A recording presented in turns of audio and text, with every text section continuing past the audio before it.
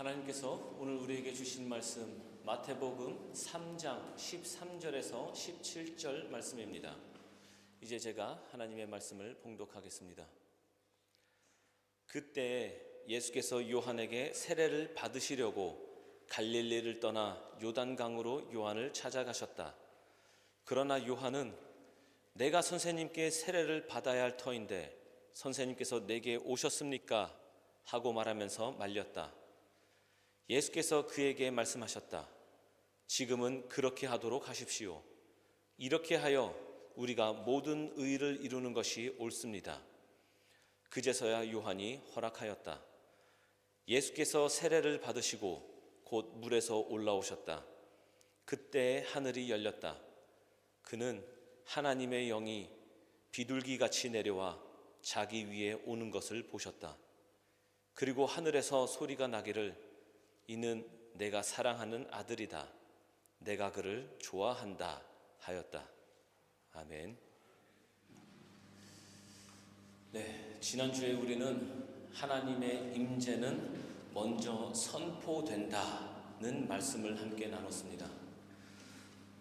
나의 상황이 좋아진 뒤에 하나님이 찾아온 것이 아니라 아무것도 달라지지 않은 그 자리에서 하나님이 먼저 말씀하신다는 내용이었습니다.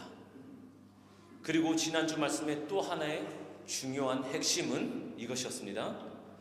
새해에 우리가 먼저 계획을 세우는 것이 아니라 하나님의 임재의 말씀 안에서 우리의 계획이 세워져야 한다는 것입니다. 보통 우리는 새해가 되면 계획부터 세웁니다. 올해는 무엇을 이룰지, 어디까지 가야 할지, 어떻게 하면 더 나아지고 발전할 수 있을지를 생각합니다. 이런 계획 자체가 잘못된 것은 아니죠. 믿음의 삶은 우리가 신앙인으로서 믿음의 삶을 산다는 것은 계획하지 않는다는 것이 아닙니다. 기도하니까 하나님께서 그때그때 알아서 해주시겠지 그러면서 계획을 안 하는 것, 이게 아니에요. 계획의 기준이 달라지는 것입니다. 우리의 믿음은, 우리가 신앙을 생활을 한다는 것은 우리의 계획의 기준이 달라진다는 것입니다. 결국 중요한 것은 그 계획의 출발점이 어디에 있느냐입니다.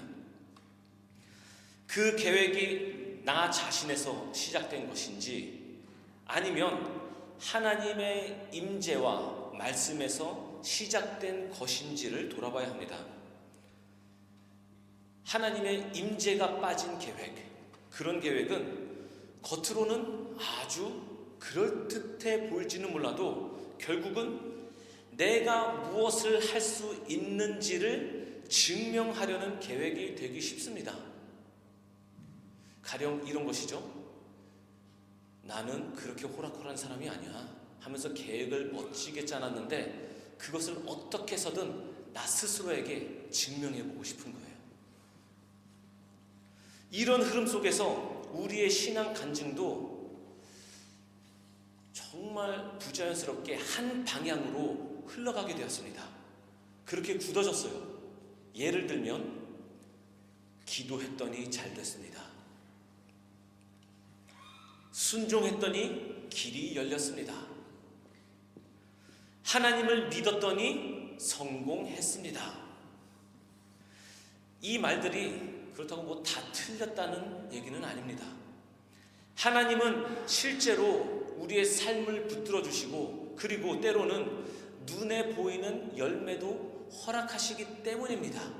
그런 열매들은 분명히 있습니다. 그런데 문제는 이것입니다. 그 다음이에요. 우리는 어느 순간부터 좋은 결과가 있어야 간증을 할 수 있고 삶의 나눔을 할 수 있고 성과가 있어야 하나님의 임재를 말할 수 있다고 생각하게 되었습니다.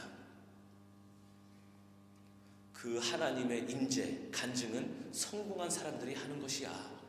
그런 생각을 하기 시작했다는 것입니다. 그래서 일이 잘 되면 하나님이 함께 하셨다고 자신 있게 말하지만 잘 되지 않았을 때는 어떻게 하죠? 그냥 아무 말 안 하고 조용히 있습니다.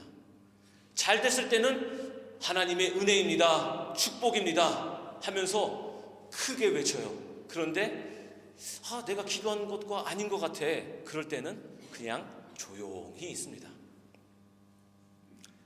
그 결과 신앙의 이야기는 점점 성공한 이야기 중심으로 흘러갔고, 아직 아무 성과가 없을 때에는 하나님의 임재를 말하기가 점점 어려워졌습니다. 그런데 지난주 말씀이 우리의 이런 흐름을 멈춰 세웠습니다.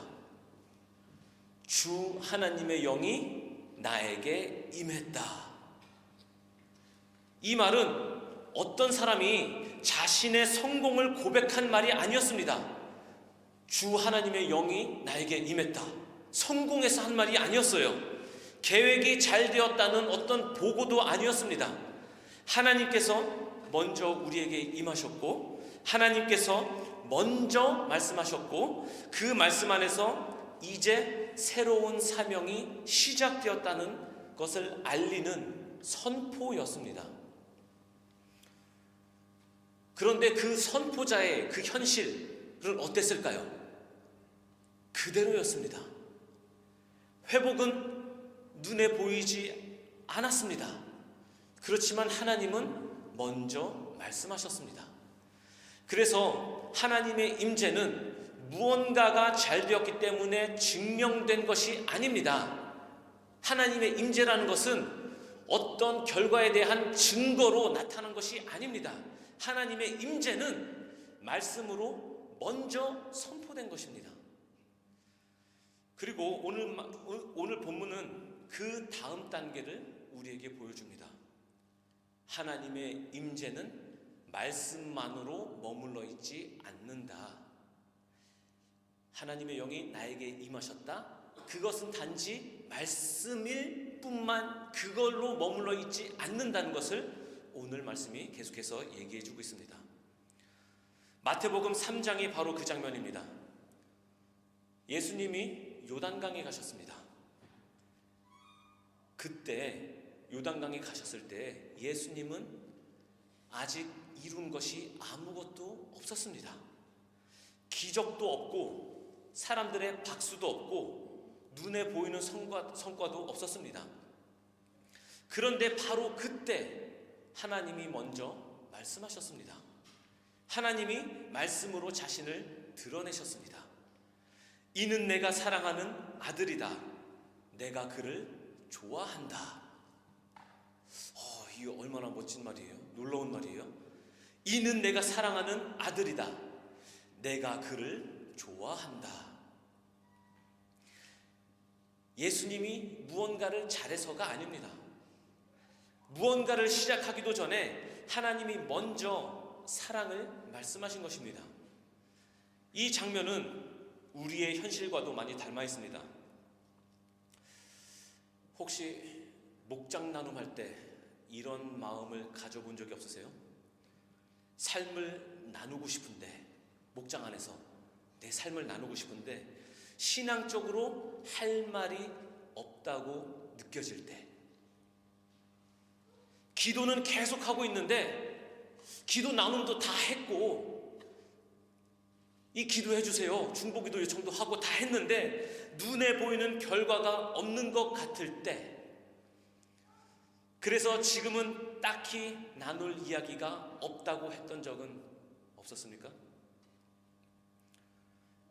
형편이 조금 더 나아지면 말해야겠다 라고 스스로 말하면서 뒤로 물러난 적은 없으셨습니까?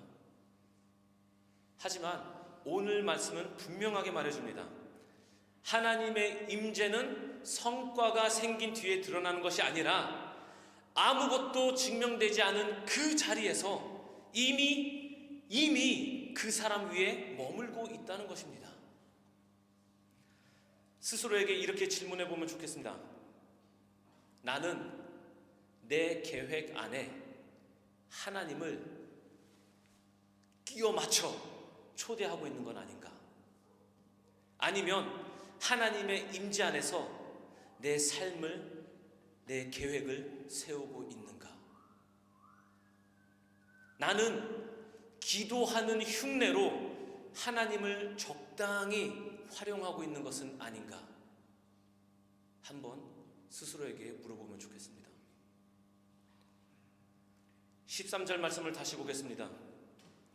그때 예수께서 요한에게 세례를 받으시려고 갈릴리를 떠나 요단강으로 요한을 찾아가셨다. 오늘 본문은 세례 요한의 세례 장면으로 시작합니다. 그 길에는 예수님께서는 갈릴리를 떠나 요단강으로 가셨습니다. 그 길에는 박수도 없었고 환영 인파도 없었고 기적도 없었습니다. 예수님은 세례 요한에게 그냥 세례를 받기 위하여서 조용히 요단강으로 가셨습니다. 그런데 이 장면이 조금 이상하게 느껴집니다. 근데 그 이상함은 우리만 느낀 것이 아니라 그때 그 요한도, 세례 요한도 이상하게 느꼈습니다. 그래서 요한은 예수님을 말립니다.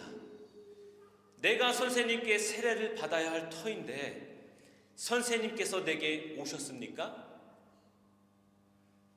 요한의 이 말은 틀리지 않았습니다. 예수님은 죄가 없으신 분이시고 요한의 세례는 어떤 세례였죠? 죄를 고백하는 회개의 세례였기 때문입니다. 그런데 예수님은 이렇게 말씀하십니다. 지금은 그렇게 하도록 하십시오. 이렇게 하여 우리가 모든 의를 이루는 것이 좋습니다. 이 말씀은 이렇게 하는 것, 너와 내가 이런 모양새를 취하는 것, 이 방법이 더 효과적이라는 말이 아닙니다. 지금 이 선택이 더 유리하다라는 말도 아닙니다. 이 말씀은 하나님의 뜻 앞에 자신을 온전히 맞추겠다라는 선언입니다. 내가 하나님의 뜻에 맞추겠습니다. 예수님은 하나님의 아들이십니다. 그 누구보다도 더 높으신 분입니다. 그런데 예수님은 스스로 가장 낮은 자리에 오셨습니다. 회개의 세례를 받으려고, 그 요한의 세례를 받으려고 다른 죄인들이 있지 않았겠어요? 그 다른 세례를 받으려고 하는 그 죄인들과 같이 그들과 같은 줄에 함께 서셨습니다. 왜 이렇게까지 하셨을까요? 왜냐하면 예수님은 자신을 증명하려 오신 게 아니기 때문입니다. 내가 누군지 알아? 나 하나님의 아들이야 하면서 자신을 하나님의 아들로 증명하려고, 사람들 앞에서 증명하려고 오신 분이 아니라, 내가 누군지 알아? 이렇게 증명하려고 오신 것이 아니라 하나님의 뜻을 이루기 위해 오셨기 때문입니다.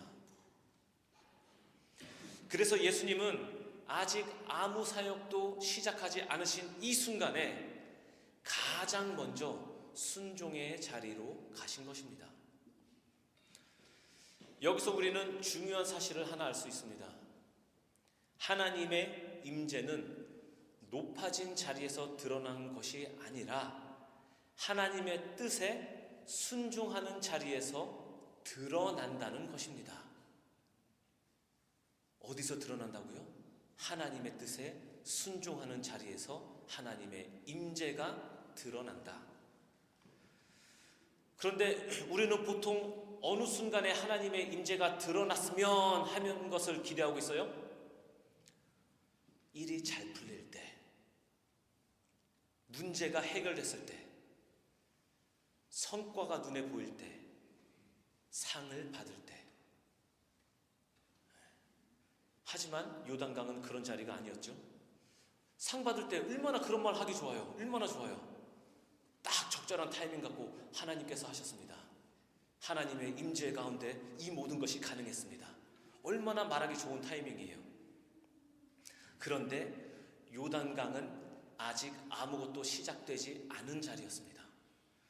예수님은 아직 설교를 한 번도 하지 않으셨고 제자도 부르지 않으셨고 기적도 행하지 않으셨습니다. 세상적으로 보면 아직 보여줄 것이 아무것도 없는 순간입니다. 이 장면이 우리에게 중요한 이유가 있습니다. 하나님의 임재가 드러나는 기준이 무엇을 이루었느냐가 아니라 지금 어디에 서 있느냐이기 때문입니다. 하나님의 임재는 세상의 성공 여부와 직접 연결되어 있지 않습니다. 그래서 요단강의 이 장면은 우리의 신앙 모습과 많이 닮아 있습니다. 우리도 하나님 앞에서 종종 이렇게 생각합니다. 조금 더 잘 되면 나중에 목장 모임에서 나눔해야지. 조금 더 열매가 생기면은 말해야지. 지금은 아직 보여줄 게 없네. 그러나 요단강은 그런 조건이 갖추어진 자리가 아니었습니다. 아직 아무것도 시작되지 않은 자리였습니다. 바로 그 자리에서 하나님의 임재가 드러났습니다. 여기서 우리는 이런 생각을 할 수 있습니다. 그야 뭐 당연하지. 예수님이잖아. 예수님이잖아. 그러니까 가능하지. 예수님은 원래 하나님의 아들이잖아. 우리와 차원이 다르잖아. 맞습니다. 예수님은 하나님의 아들입니다. 그런데 성경은 이 장면을, 이 하나님의 임재의 이 장면을 예수님에게만 해당하는 이야기로 남겨두지 않았습니다. 로마서 8장은 이렇게 말합니다. 여러분은 또다시 두려움에 빠뜨리는 종살이의 영을 받은 것이 아니라 자녀로 삼으시는 영을 받았습니다. 그래서 우리는 그 영으로 하나님을 아빠, 아버지라고 부릅니다. 바로 그때에 그 성령이 우리의 영과 함께 우리가 하나님의 자녀임을 증언하십니다. 요단강에서 들린 하나님의 음성은 예수님만을 위한 특별한 경우가 아니라 하나님께 속한 모든 자녀에게 필요한 출발의 선언이라는 것입니다. 하나님의 자녀된 우리 모두에게 해당되는 말씀이라는 것입니다. 그래서 하나님의 임재는 내가 무엇을 얼마나 이루었느냐로 드러나는 것이 아니라 내가 하나님의 뜻 앞에 어디에 서 있느냐에서 드러납니다. 예수님은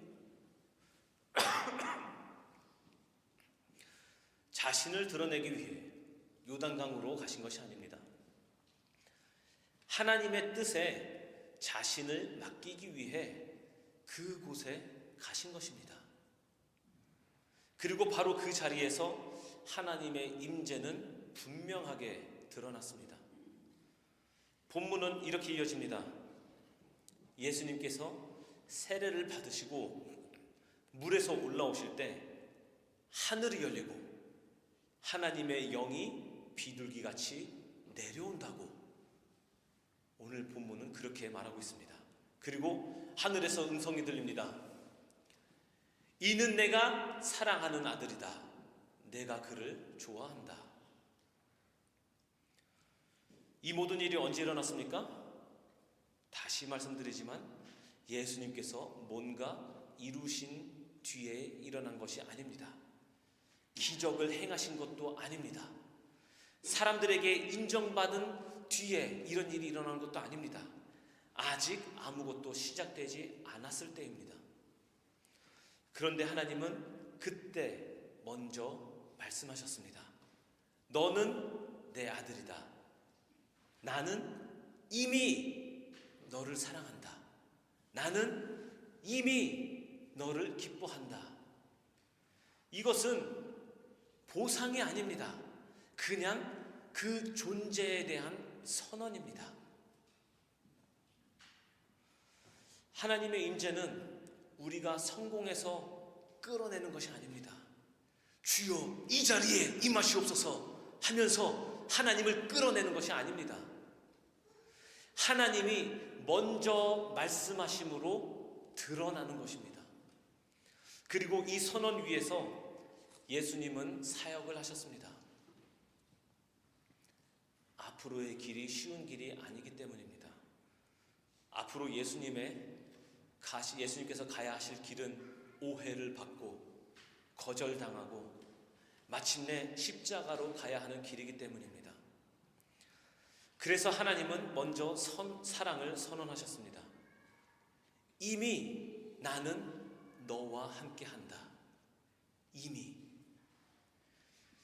요단강에서 드러난 하나님의 임재는 우리에게 이렇게 말하고 있습니다. 증명하려 애쓰지 마라. 이미 나는 너를 알고 있다. 이미 나는 너와 함께하고 있다. 우리의 삶은 이 선언 위에서 시작됩니다. 이는 내가 사랑하는 아들이다. 내가 그를 좋아한다. 요단강에서 들린 이 하나님의 음성은 분명합니다. 확실합니다. 하나님은 우리가 무언가를 이루었기 때문에 함께 하시는 분이 아니라 아직 아무것도 시작되지 않은 자리에서 먼저 함께 계시고 먼저 말씀하시는 분이십니다. 지난주에 우리는 들었습니다. 하나님의 임재는 먼저 선포된다는 것을 들었습니다. 그리고 오늘 우리는 봤습니다. 그 임재가 삶의 자리에서, 우리 각각의 삶의 자리에서 드러난다는 것을 오늘 말씀을 통해서 봤습니다. 요단강은 성공의 자리가 아니었습니다. 그러나 바로 그 자리에서 하나님의 임재는 분명하게 드러났습니다. 나는 무언가를 증명하려 애쓰며 살아가고 있는가? 아니면 하나님이 이미 함께 하신다는 이 임재 안에서 하루를 시작하고 있는가? 문제는 내가 무엇을 하느냐가 아닙니다. 어디에서부터 시작하느냐입니다. 하나님의 사랑은 나중에 얻어내는 보상이 아닙니다. 이미 선포된 사실입니다. 그래서 올해의 계획을 우리의 결심이나 내가 그동안 해왔던 성과 위에 세우지 맙시다. 하나님이 이미 함께 하셨고 이미 말씀하셨다는 이 임재의 선언 위에 세웁시다. 그 위에서 기도하고 선택하고 순종하면서 올해를 살아갑시다. 하나님의 임재는 이미 선포되었습니다. 그리고 이미 우리 모두에게 드러났습니다.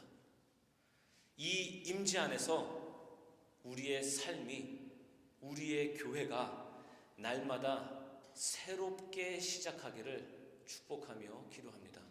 아멘. 하나님 감사합니다. 요단강에서 들린 하나님의 음성을 오늘 우리에게도 들려주셔서 감사합니다. 오늘 말씀을 통해 하나님의 임재가 성과의 자리에서가 아니라 순종의 자리에서 드러난다는 것을 보게 하시니 감사합니다. 우리가 무엇을 이루었기 때문에 사랑받는 것이 아니라 아직 시작하지 못한 자리에서도 이미 함께 하시는 하나님이 계심을 믿게 하옵소서. 증명하려 애쓰려는 삶이 아니라 이미 주어진 사랑에 응답하며 살아가게 하시고 순종의 자리에서 하나님의 임재를 신뢰하게 하옵소서. 하나님이 이미 함께 계신다는 이 선언 위에서 담대히 살아가게 하옵소서. 예수 그리스도의 이름으로 기도드립니다. 아멘.